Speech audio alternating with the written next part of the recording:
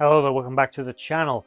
And continuing my general philosophy of really loving background ships rather than focusing always on the hero vessels, today we're going to look at a type of kit bash of a Starfleet vessel which has its place, but I don't know where that place is, and that is the Yeagar type class of starship. I say type because we don't actually know. In Alpha Canon it is the Yeagar class, even though you often see it called that. This ship is one ugly. It's an ugly ship. It's it's not a pretty vessel. But what were its special features? Why did Starfleet make such a aesthetically unpleasing vessel when often the case would be that Starfleet at least goes to some measure of nice looking?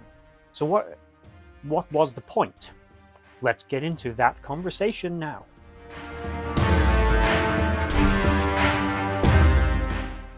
The Yeagar type emerged in the 2370s as a response to the Dominion War. The exact origins of the ship are a little unknown and not widely explored. However, we can infer from its general configuration and design. It utilizes the the command section of an Intrepid Class starship, as well as the nacelles, so maybe the warp core. It also incorporates, though, what appears to be a variant hull of a Condor class. Now, a Condor class, if you're not familiar, is a Maquis Raider's official name. That's what they were known as in the Federation, because Maquis ships were, after all, Federation vessels, just heavily modified. The Condor class was a type of courier vessel / transport for interstellar journeys, often utilized by civilians, not by Starfleet. In other words, these were the kinds of ships that your average colony would operate, or maybe some kind of low-level organization, freight organization, independent traders, whatever. Many of these ships would have either been in the hands of colonial governments, corporations, or even in private citizens' hands. The Condor class may have been used by Starfleet as well, but if it was a long time ago. It was an older ship by this point. And the reason I say variants is we know of two exact variants we definitely know about of the Condor. One was a smaller ship, roughly the same size as a runabout, roughly, and the other was much larger, which had a crew of around 30, which was like Chakotay's ship.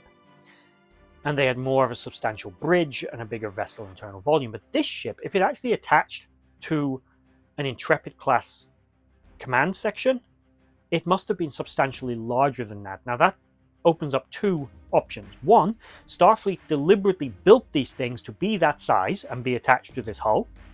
Or two, they had a third variant of the Condor class at least, which was that size.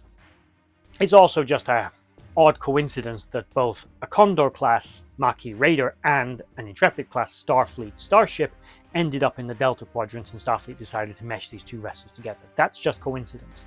But there is a question as to what exactly this ship's original purpose was. I would like to know that.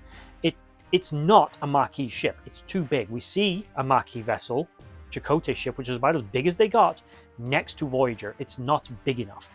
It's barely the size of the nacelle, never mind being able to carry the nacelles. Also, Starfleet had substantially modified this ship. The engines of a Condor class were built into the hull, a bit like a Defiant class. This ship had nacelles on the ends of its wings, which traditionally had phaser emitters on them. Hello there, may I interject into myself? There are some renderings of the ship still show what look like they might be some kind of weapons, probably phasers, mounted just above the nacelles on this ship. And there are other versions that don't show it. I'm going to say canonically it's not clean enough view of it to say definitively one way or the other whether or not it did have them. I will say that in universe it is often stated that basically putting weapons onto your engines is not a good idea. We do see the Klingons and Romulans do it, but let's face it, they're a little more cowboy in their attitude to their safety than Starfleet. Just to point out, you will see some renderings that show it, others that do not. So leave it up to you. Which more than likely in its original configuration were lower powered and defensive only, but the Maquis upgraded them. So Starfleet clearly didn't originally have engines on here because this ship still had that configuration. Whether or not it had larger scale phaser emitters on the edges of those wings like a Klingon bird of prey does isn't clear. Maybe this was an attempt by Starfleet to build a bird of prey, which didn't work. Starfleet still had the hull line, and it's also not clear how many Yeager-type vessels were utilized by the Federation. Starfleet, by this point during the Dominion War, was trying to throw everything it had at the Dominion, and it was cobbling together all kinds of monstrosities out of bits and pieces and spare parts, such as the Centaur class vessels as well. So this ship is not unique in that it is a kit bash of existing materials, but it's interesting to start to break those bits and pieces down.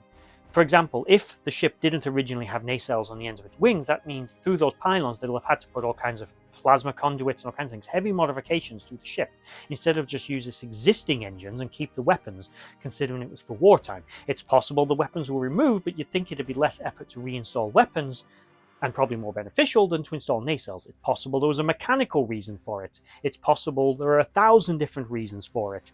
That perhaps the original engines had also been removed and they needed to put some on it. They couldn't reinstall the original engines as much as they'd like to. They couldn't. They put these ones on instead and required that level of modification.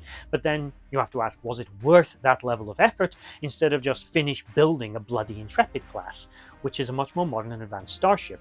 This ship, considering it was merged with what appeared to be a Condor class, the Intrepid class was designed to utilize bioneural gel packs in its ship operations. That ship would have likely used duotronic computer systems, a bit like ships like the Enterprise D. So therefore, those systems are not overly compatible. This would have meant there would have been compatibility issues, a bit like trying to use Windows 95 on a PC built in 2025. It's not compatible software and technology. It might work, but it'll never work at its peak operating efficiency for either platform, so why bother? There also brings into question what did they remove from this ship in order to attach the engineering hull onto the top of it, the drive section onto the top. Why not just leave it as its original configuration? What was it about this ship that they thought, we'll mix them together? More than likely, they had this spare drive section sitting around, and they had this spare hull of an older ship that either was broken, didn't work, or wasn't properly functional in some way, or was simply going to be enhanced by having this. They thought, we'll stick them together, see what we get. It also brings into question the structural stability of the ship, as again, you typically attach the hull components in Starfleet vessels, because we've seen how they're built, to a space frame that is built first. You would have had to connect two very disparate, non-compatible space frames together, which again would have required heavy modification. Now yes, the outer hulls of both vessels probably titanium, that's fine, but you got to think power systems, computer systems, shield generators. Those kinds of systems have to work well together in order to function. If the rear shield emitters don't work well with the fore shield emitters, then you're going to have an obvious weak point somewhere. If the hulls aren't properly attached, if they're just kind of splodged together, you've got a weak point in the hull during a combat situation. Again, we don't know if Starfleet actually built more than the USS Yeager. This may have been the only ship that they ever constructed. It did participate in Operation Return and survived that, and was often seen patrolling the area near to Deep Space Nine, so Starfleet had enough confidence in this ship to post it near to one of its most important outposts during the Dominion War, but that could simply be a reflection of desperation, and they needed to post something there to back up the Defiant. And they couldn't spare something like a Galaxy class or a Sovereign class or even an actual Intrepid class, so they send the Yeager because they've got it. The ship itself is likely about the same size as an Intrepid class. I don't think the attachment of that Condor type will have been adding any substantial length to the ship. Maybe mass, because it was certainly bigger than the engineering hull of an Intrepid class. But there's a lot of questions I have about that design.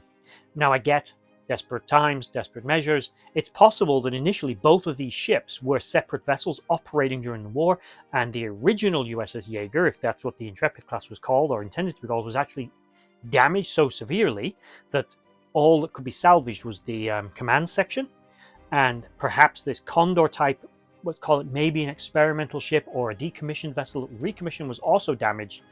And Starfleet just thought, we've got that old Hulk there, they've got this damaged ship there, let's plop this bit off, cut this section out, stick them together, build a new ship, because it's quicker than repairing that entire vessel, or simply sealing off the compartments and using it as some kind of orbital defense platform, which I often thought, if you have the saucer sections from a few Galaxy class ships, slap some additional shield generators on those things, make the shields a bit stronger, because they're already pretty good. It's already got plenty of phasers. Maybe sneak in a photon torpedo launcher. It's only impulse capable, but you hang that thing in orbit of a planet, put it in orbit of Vulcan, Andoria, you've got a impulse capable, massive weapons platform that you could simply orbit around the planet and use as a static, relatively static defense system, similar to the orbital weapons platform developed by the Cardassians. Just a thought.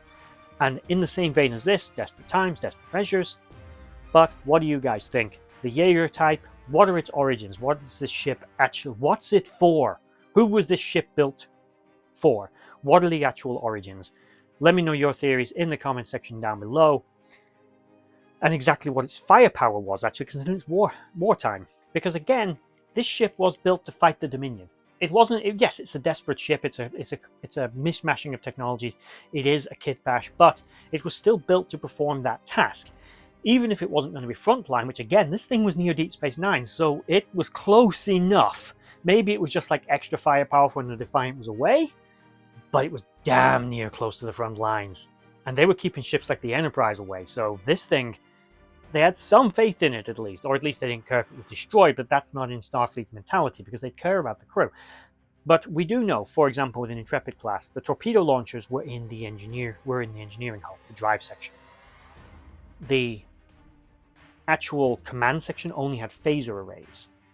And although what look like torpedo launchers do exist on that Condor type attachment, because that's what they are on the Maquis ships, that doesn't mean that's what they were originally.